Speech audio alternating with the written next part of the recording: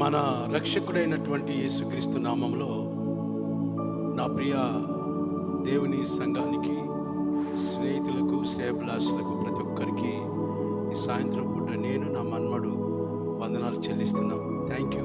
God bless you. ఇలా ప్రార్థన చేసుకుందాం. ప్రేమగల పరలోకపు తండ్రి, ప్రతి సాయంత్రం మాతో ఉండి నీ మాటలు మాట్లాడడానికి, నీ బిడ్డలతో పలకరించడానికి సమయం ఇచ్చినందుకు వేలాది వందనాలు. ప్రత్యేకంగా ఈ దినమున నీ ఉద్దేశాలు బయలుపరచమని, నన్ను నీ బోరగా వాడుకోమని, శక్తి వల్ల బలం వల్ల కాదు కానీ ఆత్మదారినే జరుగునుగాక. యేసు నామంలో ప్రార్థిస్తున్న తండ్రి, ఆమెన్. హల్లెలూయా, స్తోత్రం, హల్లెలూయా. నాదు జనములు నన్ను విడచినను, నన్ను నీవు విడువకుండా. నాదు జనములు నన్ను విడచినను, నన్ను నీవు విడువకుండా. నీ కను దృష్టి నాపై నుంచి నాకు రక్షణ శృంగమైన. నీ కను దృష్టి నాపై ఉంచి నాకు రక్షణ శృంగమైన. ఆనందింతు నీలో దేవా, అనుదినం నిన్ను స్తుతించుచు. మధురమైన నీ నామమునే, మధురమైన నీ నామమునే మరువకాదా నించెద ప్రభువా. ఆనందించు నీలో దేవా, అనుదినం నిన్ను స్తుతించుచువా.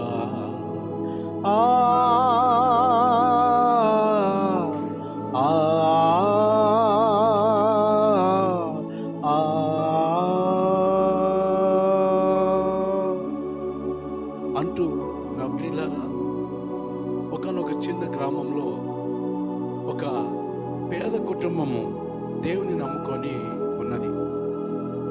మరి ఆ పేద కుటుంబంలో ఏది కూడా కానరాకుండా, అయితే ఏది తక్కువ లేకుండా ప్రభు కృపను బట్టి వాళ్ళు అన్ని విషయాలలో అనుభవిస్తూ, అణుచుకుంటూ, సరి చేసుకుంటూ, తెలుసుకుంటూ, వాళ్ళు ఏమాత్రం కూడా పొంగకుండా, లేకుంటే అతిశయపడకుండా వాళ్ళు ఆ విధంగా ముందుకు సాగిపోతున్నారు. ఊరు వాడ కూడా ఆమెను చాలా ప్రేమించేవాళ్ళు. మరి అన్నీ లేకున్నా ఆమెకి ఒక మంచి భక్తి ఉన్నది, ఒక మంచి నీతి ఉన్నది, అంతేకాదు ఒక మంచి విధేయత కూడా. అలాగా ఆ యొక్క కుటుంబము దేవుని యందు ఆనందిస్తూ ఉంది. అందుకే గ్రంథకర్త అయినటువంటి యెహోషువలో అక్కడ ఒక మంచి మాట వింటున్నాం. ఏమనంటే, ప్రియులారా, నేను నా కుటుంబము యెహోవాను ఆశ్రయించేదము, లేదా ధ్యానించేదము, ఆయన కొరకు నిలబడేదము అన్న ఒక మంచి నాదము వినబడుతుంది. ఈ రోజుల్లో ఇలాగ ఎంతమంది ఉన్నారు ప్రియులారా? అందరూ కూడా లగ్జరీ లైఫ్ కోరుతూ ఉన్నారు. ఒక పూరి గుడిసె నుంచి ఒక ఎత్తైన భవనంలో ఉన్నటువంటి వారి వరకు కూడా విలాసమైనటువంటి మరి జీవితాన్నే కోరుతూ ఉన్నారు. నా ప్రియులారా, విలాసమైనటువంటి భవనంలో జీవించిన, కడు పేడ గుడిసెలో జీవించిన నువ్వెలా ఉన్నావు? నువ్వెలా ఉన్నావు? ప్రశ్న ఈ రాత్రి అనగా ఈ సాయంత్రం సమయంలో నువ్వెలా ఉన్నావు? దేవుని పట్ల how is you behave your life? దేవుని కృపలో నువ్వు ఎలాగున్నావు? ప్రభు కోరుతూ ఉన్నాడు, ప్రభు కోరుతూ ఉన్నాడు, ప్రభు చూస్తూ ఉన్నాడు. ఆకాశం నుంచి నా కన్నులు నరులను పరిశీలన చేస్తూ ఉన్నాయి. ఆయన కన్నులు ప్రియులారా, ఆయన కన్నులు. దేవుని మహిమ కలుగును గాక. ఒకసారి ఇలాగా నేను పరిచర్యకి వెళ్తూ ఉన్నాను. నాకు ఒక పాత సైకిల్ ఉండేది. దాన్ని మా స్నేహితుని దగ్గర ఒక 300 ఇచ్చి ఆ రోజుల్లో 98, 99లో నాకు బయటికి పోవడానికి, లోపలికి రావడానికి, లేకుంటే పరిచయకి ఏ వెహికల్ లేదు నాకు. కాబట్టి ఎప్పుడు కాలినడకతో వెళ్ళి పరిచయం చేసేవాడిని. అయితే నేనే ఒక తలంపుతో సైకిల్ కొంటే బాగుండు కదా అని చెప్పేసి, అయితే నా స్నేహితుని దగ్గరికి వెళ్ళాను. ఆయన దగ్గర ఒక పాత రేంజర్ సైకిల్ ఉంది. ఆయన దగ్గరికి వెళ్ళాను. వెళ్ళి, అయ్యా మరి నాకు సైకిల్ అమ్ముతావా? అరే సైకిల్ నాకు కావాలి కదా. మరి నేను అడిగాను, దేవుడు మాట్లాడాడయ్యా, నీ దగ్గరికి పంపాడు. మరి ఎలా అంటావు అంటే, దేవుని కంటే మరొకటి ఏది లేదు. అయ్యా మరి సరే ఎంతకి ఇస్తావు అని నేను అడిగాను. ఒక 400 అన్నాడు. 400 కాదు 300 తీసుకొని ఆ సైకిల్ను డబ్బులు ఇచ్చి తీసుకున్నాను. బాగానే ఉంది. నేను ఎక్కి కూర్చొని దాన్ని నడుపుతూ ఉన్నాను. పర్వాలేదు. ఇంటి దగ్గరికి వచ్చాను. పర్వాలేదు. అలాగా కొద్ది రోజుల వరకు ఒక 1 వీక్ మంచిగానే నడిచింది ఆ సైకిల్. ఒక దినం ఉదయకాలంలోనే మరి నేను నా ప్రియులారా పరిచర్యకి వెళ్తూ ఉన్నాను. మన జైరాబాద్ పట్టణం వదిలి చిన్న హైదరాబాద్ ప్రాంతానికి దగ్గరలో ఉన్నాను. సైకిల్ యొక్క సీటు పుట్టుకుమన్నది. ఆ యొక్క సీటు ఇరిగిపోయింది. సీటు ఇరిగిపోగానే తర్వాత రిమ్ము అనేది బెండ్ అయిపోయింది. అది అర్థం కాలేదు నా ప్రియులారా. మరి అలాగా కుప్పగూలిపోయినటువంటి నా వెహికల్ నేనేం చేయాలని చాలా బాధపడ్డా ప్రియులారా. దాన్ని ఏం చేయాలి, ఎలా ఇక్కడ పెడితే ఎవరైనా తీసుకుంటారేమో, దానికి లాక్ లేదు. సరే దాన్ని ఏం చేశానంటే ఒక చేతి పైన ఎత్తుకున్నాను. వెళ్తూ ఉన్నా, పరిగెత్తుకుని ఒక యవనస్తులు వచ్చారే, అయ్యగారు వందనాలు. ఏమైందంటే పై బెండ్ అయిపోయింది, సీట్ ఇరిగిపోయింది అని చెప్పాను. సరే నేను సరి చేపిస్తున్నాయి అని చెప్పి మరి సైకిల్ స్టాండ్ తీసుకెళ్ళి దానికి అంతా చేపించిన కూడా అది మరో రకాన్ని కనబడుతుంది. ఆ పిల్లోడు ఏం చేశాడంటే, ఫాదర్ గారికి ఇది మళ్ళీ ఎఫెక్ట్ ఇస్తుంది అని చెప్పేసి ఆయన ఆలోచన చేశాడు, ఒక సైకిల్ కొనిస్తే బాగుంటుంది కదా అని. నా ప్రియుల దేవుని స్తోత్రము. వెంటనే అబ్బాయి ఈ పాత సైకిల్ నా దగ్గర పెట్టు సార్, నేను కొన్ని డబ్బులు వేసి కొత్త సైకిల్ కొనిస్తానని చెప్పాడు. నేను మహిమ కలుగును గాక. వెంటనే ఆ దినము షాప్కి వెళ్ళి కొన్ని డబ్బులు చెల్లించి కొత్త సైకిల్ కొనిచ్చాడు. అవునండి, నిజమే. తన ప్రియుల పట్ల దేవుని యొక్క ప్రణాళిక చాలా గొప్పదండి. దాని వర్ణతీతం కాదు. అలాగే ఎన్నో అనుభవాలు నేను చూశాను. కాబట్టి ఈ సాక్ష్యం ఎందుకు చెప్తున్నానంటే, నీవు ఎలా జీవిస్తున్నావు, దేవుని కొరకు నువ్వు ఎలా నిలబడ్డావు, దేవుని కొరకు ఎలా ఆశ కలిగి ఉన్నావు.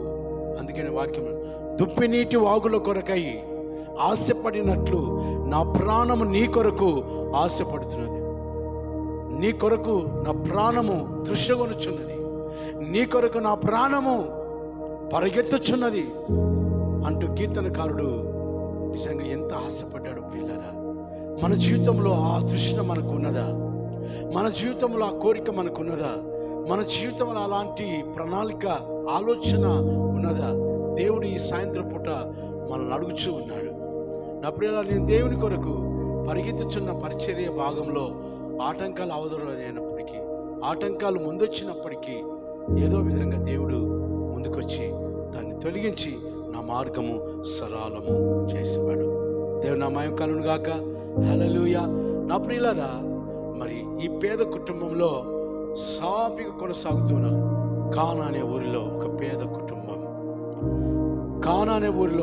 కుటుంబము సాపిగా ప్రభుని ఆనుకొని ముందుకు సాగుతున్నారు. అనుకోకుండా మరి వాళ్ళ యొక్క భర్త చనిపోయాడు. సావు అనే మరి విషయానికి వచ్చినప్పుడు అది ఎప్పుడు చెప్పి రాదు ప్రియులారా, ఎప్పుడు చెప్పి రాదు. మరి అది కాకుండా ఇంకా కొన్ని విషయాలు కలిగినప్పటికీ మనం సరి చేసుకుంటాం, మరి మనం ముందుకెళ్తాం. కానీ సావు విషయానికి వచ్చినప్పుడు అది ఆయన చేతిలో, సృజించినటువంటి దేవుని చేతిలో ఉంటుంది. కాబట్టి కాబట్టి చావు కబురు ఆ ఇంటిలో నిజంగా నిలిచింది ప్రియులారా. మరి ఆమె పేద బిడ్డ కాబట్టి ఎలాగో అలాగో తన భర్త యొక్క అంత్యక్రియలు చేసింది. నా ప్రియమైనటువంటి వాళ్ళారా, మరి దేవుడు ఎంతో గొప్పవాడు. ఒక గ్రామంలోనికి నేను వెళ్ళాను. అక్కడ కొన్ని గృహాలు విజిట్ చేయడానికి నేను వెళ్ళాను. అక్కడ కొంతమంది కూడి చాలా ఏడుస్తూ ఉన్నారు. టెంటు అని చాలామంది కూర్చున్నారు, ఏడ్చే వాళ్ళు ఏడుస్తున్నారు. మరి ఆ యొక్క మరి సంఘటన గురించి మాట్లాడుతున్నారు. కొంతమంది రోడ్డు మీద నిలబడ్డారు, మరికొంతమంది కొంచెం దూరంలో నిలబడ్డారు. నేను సైకిల్ ఆపి ఏమైంది బాబు అని అడిగాను.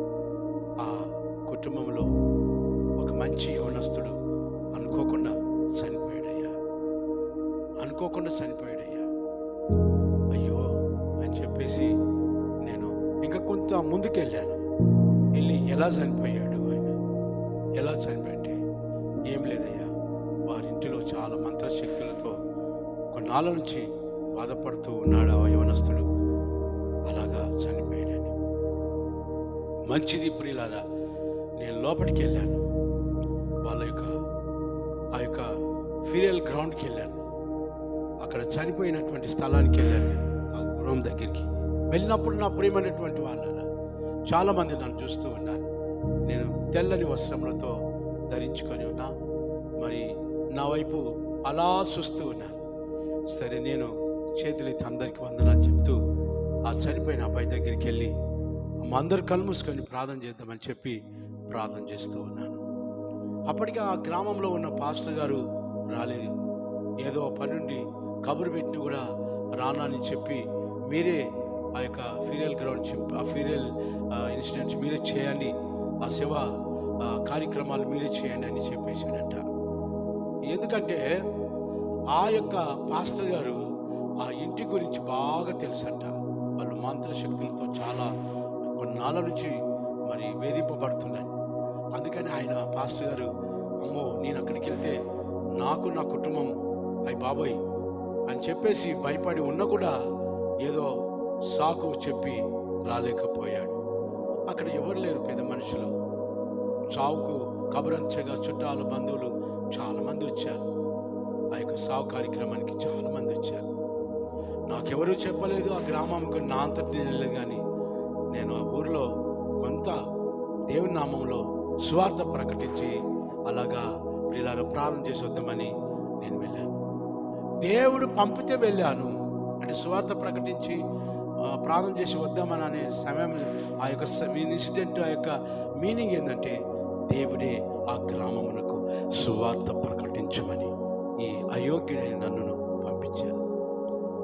దేవునికి తెలుసా అని, ఆయన చనిపోయింది, ఆ ఊర్లో ఎవరు లేరని. కాబట్టి ఎవరిని అనాథలుగా ఆయన వదలడు.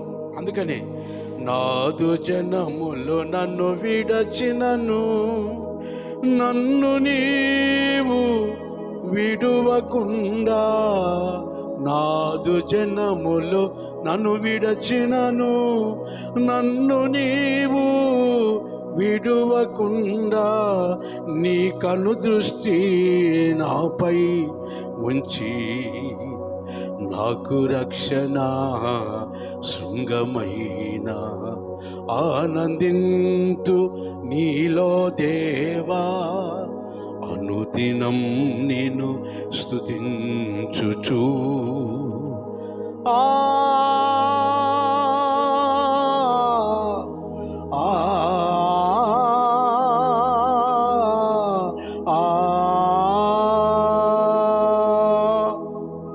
ప్రియమైన దేవుని పిల్లలారా, కొన్ని సంగతులు చెప్పి వస్తాయి, కొన్ని సంగతులు చెప్పి రావు.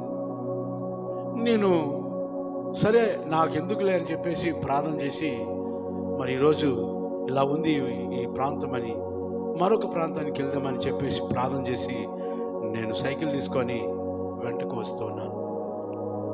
రోడ్డు పైకి వచ్చి కాస్త ఆ గ్రామం దాటి మధ్యలోనికి వచ్చాను. ఒక పొదలో నుంచి పెద్ద నావుపాము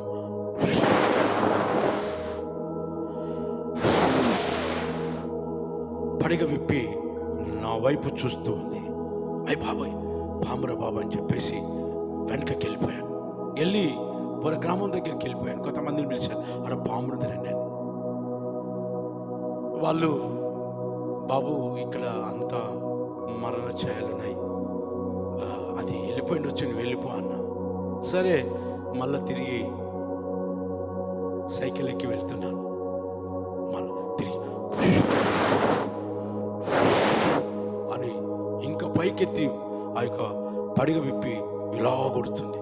అయ్య బాబాయ్, వెంటనే సైకిల్ దిగి వెనుకకు మళ్ళీ నేను ఆ యొక్క చనిపోయినటువంటి ఆ యొక్క స్థలానికి వెళ్ళిపోయాను, వారింటికి వెళ్ళిపోయాను. ఎవరికి ఏం చెప్పలేదు. సరే, కొంతమంది వచ్చారు, అయ్యా పాస్టర్ రావడం లేదు, ఈ యొక్క కార్యక్రమాన్ని మీరే నడిపించండి అని. చాలా ఆశ్చర్యం పిల్లలారా. నేను అనుకున్నది ఒకటి, అక్కడ జరుగుతున్నది ఒకటి. చాలామంది జీవితాల్లో అనుకొని ఉంటారు, కానీ కొన్ని విషయాలు అవంతట అవి అనుకోకుండా జరుగుతాయి. ఇలా ఎందుకు జరుగుతుందని ఆలోచన చేశారా? దేవుని అది ప్రణాళిక. దేవుని మహిమ కలుగును గాక. దేవుని ప్రణాళిక. దేవుని ప్రణాళికకు ఏ నరుడు, ఏ జ్ఞాని, ఏ యొక్క తత్వవేత్త నిలబడలేడు. కాబట్టి నేను తల వంచాను, దేవా ఎందుక నాయన, ఎందుక అని చెప్పేసి నేను అనుకుంటా చేరి మీద కూర్చొని కన్నీళ్ళు కారుస్తూ ఉన్నాను. పిల్లరా, అబ్బాయి చూసి చాలా చక్కగా ఉన్నాడు, కానీ చనిపోయాడు. తల్లి చాలా ఏడుస్తూ ఉన్నది పిల్లరా, తల్లి చాలా ఏడుస్తున్నది పిల్లరా, గుండెలు బాదుకుంటుంది పిల్లరా. అలాగే ఆ దినమున ఆ విధంగా మరి ఆ అబ్బాయి అంత్యక్రియలు చేయడానికి దేవుని కృపనిచ్చాడు. దేవుడు తన పిల్లల పట్ల ఎప్పుడు అనాథగా వదిలిపెట్టాడు. దేవుని మహిమ కలుగును గాక. నీవు అనుకుంటావు నేను అనాథనని చెప్పేసి, నువ్వు అనాథ కాదు. నీలో ఉన్నవాడు యేసు ప్రభు. నీకు తోడుగా, నువ్వు నడుపుగా, నేను నడిపేవాడిగా నీకు తోడుగా ఉన్నాడు పిల్లరా. అందుకని పౌలు గారు, నా కృప నీకు చాలు, నా కృప నీకు చాలు అన్నాడు. అలాగే మనందరికీ ఆయన కృప చాలు అని చెప్పేసి ప్రియులారా మనల్ని బలపరుస్తూ ఉన్నాడు. అందుకని ఏమున్నా లేకున్నా ధైర్యంగా ఉండి ముందుకు కొనసాగాలి. లేదని మనం ఎప్పుడు వేరుగా ఉండవద్దు. ప్రభువా, నీ కృప నాకు చాలని చెప్పావు. ఆకాశ పక్షులు వితౌకోయో ప్రియులారా, నీ కృప చాలు కనుక అవి పోషింపబడుతున్నాయి. జలరాశులు నీ కృప చాలు, అందుకని అవి పోషింపబడుతున్నాయి. భూజంతువులు నీ కృప మాకు చాలు, అందుకే అవి పోషింపబడుతున్నాయి. నరుడు దగ్గరికి వచ్చినప్పుడు ఏమంటుంది తెలుసా? దేవుడు లేడు, దయ్యం లేడు అని చెప్పేస్తున్నాడు. దేవుడుంటే ఇలాగానా, దేవుడుంటే అలాగనా, ఎందుకు నేను ఇలా అవుతాను? పిల్లరా చూడండి, ఈ నా కానానే ఊరిలో ఈ యొక్క విధవరాలుగా మారబడినటువంటి ఈ స్త్రీ కూడా ఏడుస్తూ ఉంది. భర్త చచ్చిపోయాడు, కొన్నాళ్ళ తర్వాత యవన కుమారుడు కూడా చనిపోయాడు. నా ప్రియులను ఏమనుకోవాలి చెప్పండి? తండ్రి వెంట కొడుకు చనిపోయాడు, మిగిలింది ఆమె విధవరాలుగా. ఇక వెనక ముందు ఎవరు లేరు. దానికి తోడు పేద కుటుంబం, దానికి తోడు అయ్యగారు చేసినటువంటి అప్పులు కూడా కొన్ని ఉన్నాయి. అలాగా ఆ కుమార్తె తన భర్తను జ్ఞాపకం చేసుకొని తన కుమారుడు చనిపోయినటువంటి ఆ దినాన చాలా ఏడ్చినట్టు చూస్తూ ఉన్నాం.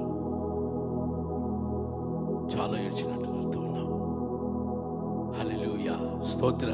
అందుకని చూడండి, శ్రేష్టమగుని స్వాస్థ్యము కొరకు మేఘమందు రానయున్నా, శ్రేష్టమగు స్వాస్థ్యము కొరకు మేఘమందు రానయున్నా, ఆ గడియ ఎప్పుడో ఎవరికి తెలుసు, అంతము వరకు భద్రపరచు, ఆ గడియ ఎప్పుడో ఎవరికి తెలుసు, అంతము వరకు భద్రపరచు. ఆనందింతు నీలో దేవా, అనుదినం నిన్ను స్తుతించుచు. మధురమైన నీ నామమునే, మధురమైన నీ నామమునే మరువక ధ్యానించెద ప్రభువా. ఆనందింతు నీలో దేవా, అనుదినం నిన్ను స్తుతించుతూ.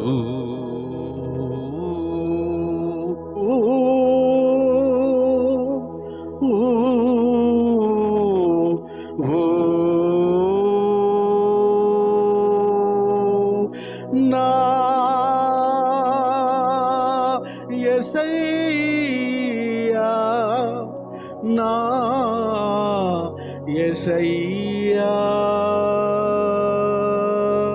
నా యేసయ్యా.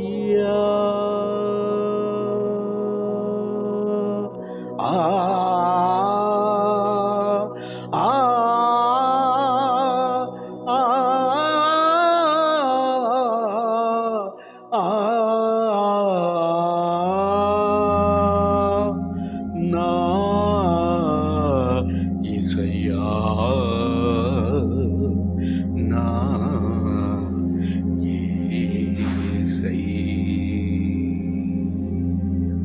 ప్రియులారా, మనం వింటున్నాం.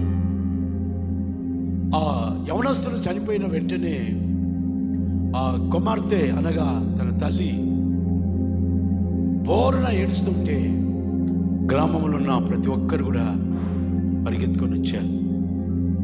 గ్రామంలో ఉన్న ప్రతి ఒక్కరు కూడా పరిగెత్తుకొని ఆమె ఇంటి దగ్గరికి వచ్చారు. ఏమైందని చూస్తే యవనస్తుడు చనిపోయాడు, తన కుమారుడు చనిపోయాడు. అరే, పిల్లోడు నిన్ననే బాగా మాట్లాడాడు కదా, పిల్లోడు మొన్న కలిశాడు నాకు, అబ్బాయి చాలా ప్రేమ గలవాడు, అబ్బాయి చాలా మంచివాడు, చక్కగా ఎవరు చెప్పిన మాట వినటివాడు, అబ్బాయి ఎప్పుడు కూడా గర్వంగా, అబ్బాయి ఎప్పుడు కోపంగా, అబ్బాయి ఎప్పుడు కూడా చెడు మార్గంగా ఎప్పుడు కనబడలేదు. ఎందుకు ఈ అకస్మాత్తైనటువంటి మరణం ఈయనకి ఎందుకు వచ్చింది? అందరికీ ఆశ్చర్యం కలిగించింది. అరే, ఆ మరియమ్మ కుమారుడు చనిపోయాడంట, ఆ మరియమ్మ కుమారుడు చనిపోయాడంట.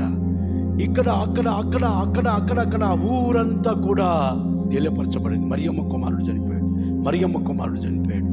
అయ్యయ్యో, ప్రతి ఒక్కరు కూడా గ్రామంలో ఉన్న ప్రతి ఒక్కరు కూడా, చిన్నలకెళ్ళి పెద్దలకెళ్ళి ముతుకులకెళ్ళి ప్రతి ఒక్కరు కూడా ఆ ఇంటి దగ్గరికి వచ్చి ఆశ్చర్యంగా కన్నీళ్ళమయమైపోయారు. ఎందుకంటే అబ్బాయి మంచి ప్రవర్తన గలవాడు, మంచి మాట గలవాడు, మంచి ప్రేమ గలవాడు. చూడండి, మన ప్రేమ ఎంత గొప్పది, మన మాట ఎంత గొప్పది. ప్రియులారా, ఆస్తిపాస్తులు లేకున్నప్పటికీ మన జీవితాల్లో దేనికి కలిగి ఉన్న మంచి మాట, మంచి ప్రేమ, మంచి నడవడి, మంచి క్రియలు, ఇవి ఐశ్వర్యము కంటే చాలా గొప్పవి. నీవు అనుకునొచ్చు, ధనం ఉంటే సాధించవచ్చు, బంగారం ఉంటే కొనొచ్చు, బలగం ఉంటే అన్ని సాధించవచ్చు. శూన్యమే, బంగారం శూన్యమే, నీ డబ్బు శూన్యమే, నీ బలగము శూన్యమే. ఒక మంచి మాట చాలు, ఒక మంచి ప్రేమ చాలు ప్రియుల, ఒక మంచి అడుగు ప్రవర్తన చాలు. ఈ లోకంలో నీవెన్నాళ్ళు జీవించినా ముఖ్యము కాదు, ఏ విధంగా జీవిస్తున్నావు అన్నది చాలా ప్రాముఖ్యమైనటువంటిది. యవనుడు గ్రామమంతా తన ప్రేమతో జయించాడు. అందరూ ఆ విధంగా ఆ దినము మరి పాడి కట్టి సమాధి చేయడానికి ఆ యవనస్తుని తీసుకొని వెళ్తూ ఉన్నారు సమాధి చేయడానికి. తల్లి చాలా కన్నీరు కారుస్తుంది. ఆమె దుఃఖం ఎంత గొప్పదో, ఆమె దుఃఖం ఎంత లోతుదో, ఆమె దుఃఖం ఎంతో బరువైనదో, ఆమె దుఃఖం ఎంత శోకమైనటువంటిదో ప్రియులారా. భర్త ఉండి బతుకుదామా, కుమారుండి బతుకుదామా, అన్నదమ్ములుండి బ్రతుకుదామా, ఎవరు లేరు వెనుక ముందు. She is alone. నా ప్రియులారా, ఆ ముందు నుంచి యేసు ప్రభు తన శిష్యుల బృందంతో వస్తూ ఉన్నాడు. చక్కటి తెల్లని వస్త్రాలు, చక్కటి మంచి ముఖం, కురులు, ఆయన మంచి పొడవాటి ముఖం, ఎత్తైన మనిషి, దేవుని నామకరణం గాక. చక్కటి పావురం వలె, పావురం గుంపులో పావురం వలె ఆ ముందుకెళ్ళి యేసు ప్రభు వస్తూ ఉన్నాడు ఆ గ్రామానికి. హల్లెలూయా. ఆ గ్రామానికి వస్తూ ఉన్నాడు. వస్తూ ఉంటే ఈ పాడె మోసుకొని, ఈ శవాన్ని మోసుకొని పోతున్నటువంటి గ్రామస్తులందరూ దరిదాపు అక్కడ ఇంచుమించు కొన్ని వేల మంది ఉన్నారు. ప్రజలందరూ కూడా అలాగా వస్తున్నారు. యేసు ప్రభు ఎదురు వస్తున్నాడు, వీళ్ళు అలాగా ఎదురు వెళ్తున్నారు. నా ప్రియమైనటువంటి వీళ్ళారా, చూడండి, యేసు ప్రభు వచ్చి అక్కడ నిలబడ్డారు. ఏమైంది? ఆల్రెడీ కనబడుతుంది, ఏమైంది అడిగాడు. అక్కడ ఒక్క నిమిషం ఆగారు. వాళ్ళంతా ఆగి ఆయనను చూడసాగారు. ఎంత చక్కగా ఉన్నాడే, ఎంత చక్కనిదో ఈ యేసయ్యా మాట, ఎంత పరిమళమోయి యేసయ్య మాట, ఎంత చక్కనిదో ఈ యేసయ్య మాట, ఎంత చక్కనిదో ఈ ఆ పరిమళ ముఖము, ఎంత రమ్యముగానే ఆ దివ్య ముఖము, ఎంత చక్కని దోయి యేసయ్య రూపము. అలాగ చూస్తూ ఆయననే చూస్తూ ఉన్నారు అందరూ. హల్లెలూయా. ఎంత గొప్ప సంగతి అండి. ప్రభువారు ఒక మాట అన్నారు, పాడును దించండి అని చెప్పాడు. అందులో కొంతమంది, అయ్యా ఉదయం నుంచి అందరూ అలసిపోయారు, మాతో రా, కార్యక్రమము ముగించుకొని వస్తాం. లేదు లేదు, పాడును దించండి అని. ఆ మాటకి వాళ్ళు మోసుకొని వెళ్తున్నటువంటి ఆ నలుగురు పాడును కింద దించారు. యేసు ప్రభు నెమ్మదిగా ఆ పాడు దగ్గరికి వచ్చాడు, ఆ కంపురం దగ్గరికి వచ్చాడు. వచ్చి ఆ కుమారుణ్ణి చూశాడు. ఇలా చూస్తూ ఉన్నాడు, ఇలా చూస్తూ ఉన్నాడు. చూడగానే తల్లిని చూశాడు. తల్లి కన్నీటి ధార ఆగిపోలేదు, కన్నీటి ధార ఆగిపోలేదు, కన్నీటి ధార ఆగిపోలేదు, కారుతూనే ఉన్నది. వేదన ఆగిపోలేదు, గుండె వేదన రగులుతూనే ఉన్నది. ఆమె బాధను చూసి వెంటనే, నా బిడ్డ ధైర్యంగా ఉండు. హల్లెలూయా. నా బిడ్డ ధైర్యంగా ఉండు. ప్రభు నోట వచ్చే మొదటి మాట, నా కుమారుడా, నా కుమార్తె, నా బిడ్డ. ఎంత ఆ మాటల్లో మాధుర్యం కనబడుతున్నా చూడండి. అలాగే నీ జీవిత అనుభవంలో, నీ జీవిత శైలి ప్రభు యొక్క శైలిలో గనుక వెళితే చాలా సంతోషం. నీ నోటి మాటను బట్టి నీ కడుపు నిండుతూ ఉన్నది. కాబట్టి నా ప్రియులారా, ఇలాంటి సిచ్యువేషన్స్ ఈ రోజుల్లో లేవు. కాబట్టి నీవు అలమార్చుకోవాలి, నీవు రూపాంతరం పొందాలి, నువ్వు మార్చబడాలి. ప్రవర్తనలోను, మాటలోను, చూపులోను, నడతలోను, ప్రతి క్రియలోను నువ్వు మార్చబడాలి. ప్రభు పోలికలోనికి వచ్చినప్పుడు కార్యాలు ప్రారంభమవుతాయి. అందుకని నా కుమార్తె ధైర్యంగా ఉండు. అప్పుడు ఆ పాడును కట్టినటువంటి వారికి తాళ్ళు విప్పండి అని చెప్పాడు. తాళ్ళు విప్పినప్పుడు కుమారుని యొక్క చెయ్యి పట్టుకొని, నా కుమారుడు పైకి లే అన్నాడు. వెంటనే ఎప్పుడైతే ప్రభువారు ఆ మాట సెలవిచ్చాడో, ఆ మాటలో ఉన్నటువంటి స్వరము, కుమారులో ఉన్నటువంటి మృతతుల్యమైనటువంటి బాడీ, ఆ శరీరం జీవంలోనికి వచ్చింది. చప్పట్లు కొడదాం దేవునికి మహిమ. హల్లెలూయా, హల్లెలూయా. జీవంలోనికి వచ్చింది. ఆ కుమారుడు కదలం ప్రారంభించాడు. ఆ కుమారుడు యేసు ప్రభు మాటకు లోబడి వెంటనే నెమ్మదిగా లేచాడు. లేచి ఆ పాడే దిగి పక్కన నిలబడి ప్రభు తను హత్తుకున్నాడు. యవన కుమారుడు హత్తుకున్నాడు. యేసు ప్రభుకు సరిగా కనబడుతున్నాడు, హత్తుకున్నాడు. నా కుమారుడా, ధైర్యంగా ఉండి నా కొరకు నిలబడు. హల్లెలూయా. ఎక్క ప్రసంగం చేయలేదు, ఎక్క బోధ చేయలేదు. ఈరోజు దొరికితే చాలు అది ఇది ఇది అది చెబుతూ ఉంటారు. హృదయాలు మారుస్తారు, జీవితాలు మార్చేస్తారు, పాపంలోకి తీసుకొని వెళ్తారు. ప్రభువారు ఏమంటుండు? నా కుమారుడు ధైర్యంగా ఉండు, నా సాక్షిగా నిలబడని చెప్పి అక్కడి నుంచి ఆయన తల్లి దగ్గర తీసుకెళ్ళి అప్పగించి, మీ మమ్మీ, యువర్ మమ్మీ, నీ తల్లి, జాగ్రత్త కుమారుడా, జాగ్రత్త కుమారుడా, జాగ్రత్త. ఈ రోజుల్లో ఓల్డేజ్ రాగానే ఓల్డ్ హోమ్స్కు పంపుతూ ఉన్నారు. ఈరోజు ఓల్డేజ్ తల్లిదండ్రులు రాగానే 3 కుమారులు ఉంటే ఒక నెల రోజు నా దగ్గర, ఒక నెల రోజు ఆయన దగ్గర, ఇంకో నెల రోజు వాని దగ్గర, నెలలు వాయిదాలు పెట్టుకుంటారు. 9 మాసాలు మోసి 9 నెలలు గర్భం ధరించిన ప్రియమైన కుమారుడా, కుమార్తె, ఎందుక ఒక నెల నీ దగ్గర, ఒక నెల నా దగ్గర, మరొక నెల నా దగ్గర అని చెప్పి ఇవేమి డబ్బుల కాయిదాల పంచుకోవడానికి?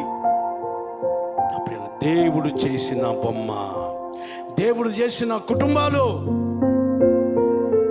దేవుని పరంగా జీవించినప్పుడు దేవుడే నోవా పడవ నడిపినట్లు నీ కుటుంబ జీవితాన్ని ప్రభు నడిపిస్తాడు. నా ప్రియులారా, జ్ఞాపకం చేసుకుందాం. నా కుమారుడా మీ మమ్మీ, నా కుమారుడా మీ మమ్మీ చెప్పి ధైర్యపరిచి ఆమెకు అప్పగించి, స్తోత్రాలండి, ప్రైజ్ లార్డ్, స్తోత్రాలండి, స్తోత్రాలు చెప్దాం. స్తోత్రాలు చెప్పండి, చేతులెత్తండి, స్తోత్రాలు.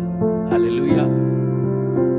ప్రభు నేర్పిన బాటలో, ప్రభు బోధించిన బోధలో, ప్రభు చూపెట్టిన ప్రేమలో ఈ శేష జీవితాలను నిలుపుదాం బిడ్డలారా.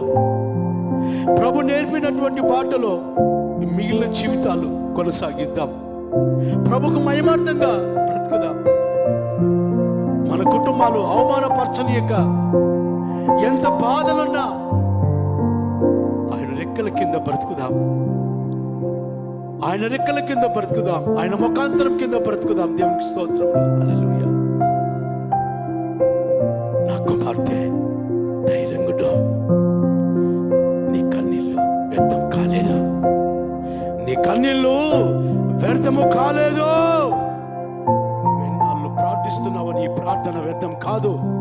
నీవెన్నాళ్ళు మందిరానికి ఉపవాసాలు నుండి వస్తున్నావో నీ ఉపవాసాలు వ్యర్థము కావు. నీ పిల్లలను, నీ కుటుంబాన్ని, నిన్ను నేను ఆశ్రయించుతాను. నా రెక్కల కింద నేను పోషిస్తాను. నా ప్రియులారా, ప్రభు మాట్లాడే దేవుడు, ఆదరించే దేవుడండి. మాట్లాడితే మాట్లాడి, పిలిస్తే పలికేటోడు. కానీ నీవెలా ఉన్నావు? దేవుని మహిమ కలుగును గాక. ఒక్క క్షణములోనే ప్రభువారు ఒక గొప్ప కార్యం చేశాడు. పాడి నుంచి ఆ యవనస్తుని మరణ తుల్యముల నుంచి, మరణ వృత్తిలో నుంచి సజీవంగా ఆయన మాటను పంపి లేపాడు.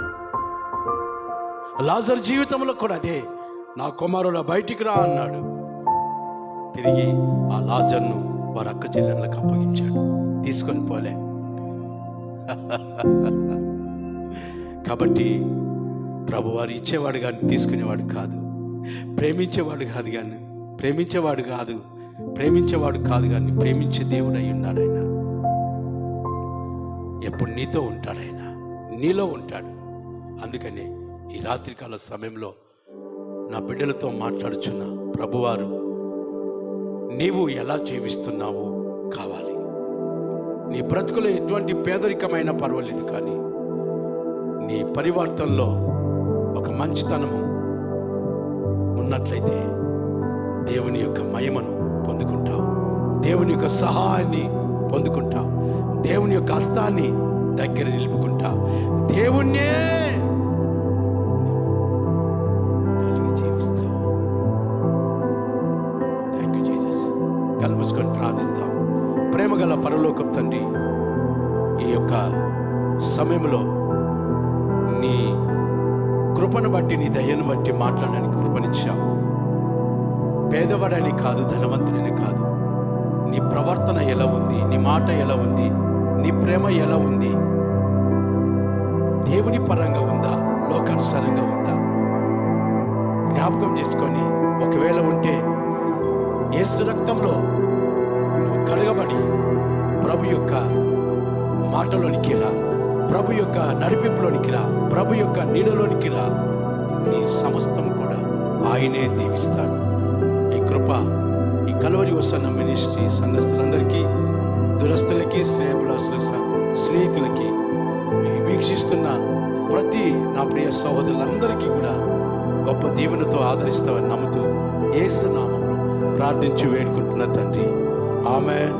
మన ప్రభు అయిన యేసయ్య కృప, తండ్రి అయిన దేవుని యొక్క ప్రేమ, పరిశుద్ధాత్మ నిత్య సహవాసం ఈ యొక్క సాయంత్రం సమయంలో అనుగ్రహించిన వీడియో ఈ యొక్క ఛానల్ ద్వారా వీక్షిస్తున్న ప్రతి ఒక్కరికి దీవెన అందించట్లోను, ఈ పరిచర్య కొనసాగించలోను, ఈ 50 రోజులు కొనసాగించే ఉపవాస యాగములోను సదా తోడుగుని నడిపించుదు కనుక. Amen, amen, amen.